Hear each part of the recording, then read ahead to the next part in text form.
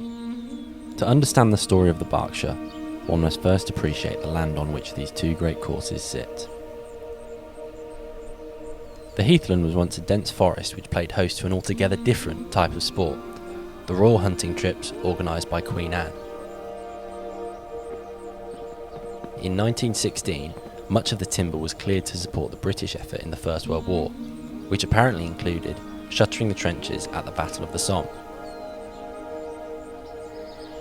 And in the 1920s, Herbert Fowler was commissioned to design two courses here, and he paid homage to the land's military heritage by simply naming them the Red and the Blue, symbolising two opposing sides in battle. The heaths of the Berkshire-Surrey sandbelt provided the ideal golfing turf. Fast raining and springy soil, natural undulations to encourage shot making, and swathes of purple heather to capture wayward shots. Fowler had little experience in course design prior to 1904, but his work on Walton Heath brought him huge plaudits across Europe, and Bernard Darwin called Fowler perhaps the most daring and original of all golfing architects. From the moment you set foot on the courses at the Berkshire, you can see why.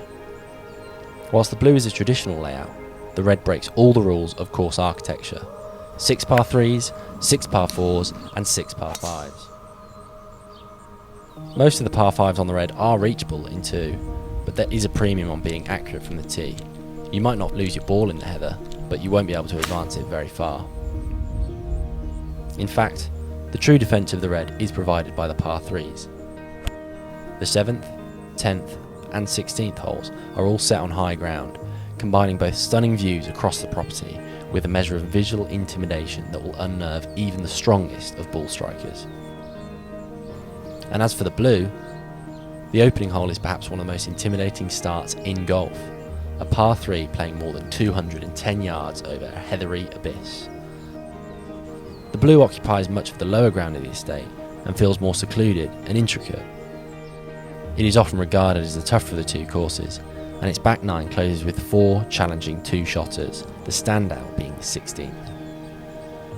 Probably the one that is most famous is the 16th on the Blue. On the whole estate it is par 4, it is 420 yards, I think, so really challenging, stroke index 2 on the Blue, and you go up to an upslope to the green, and at the bottom of that upslope there is a ditch. And so the big challenge is, do you go for it in 2 or not? You unquestionably would. I unquestionably would not. And it is a really good one for the 16th hole because it's a crucial stage in any match you're playing. The Berkshire is another club in our series which has done much to encourage the amateur game.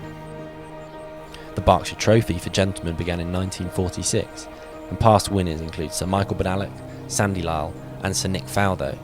The Astor Salver for ladies, which was first played in 1951, has also attracted some of the best female golfers. From the moment you drive through the gates of the Berkshire, you feel incredibly welcome, and you get the sense that the Berkshire prides itself on its warm, friendly atmosphere and attentive hospitality, just as much as its highly ranked golf courses and reputation for prestigious amateur golf.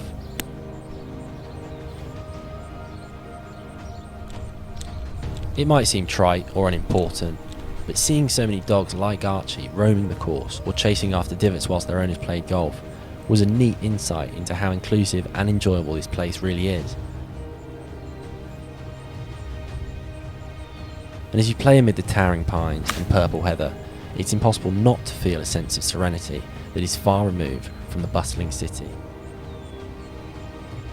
With elevation changes, brilliantly contoured approaches, and picturesque views across the property, the Red and the Blue offer variety and strategic challenge in equal measure. The Berkshire is nestled in a formidable golfing landscape and is perennially near the top of the UK rankings, along with many of its neighbours.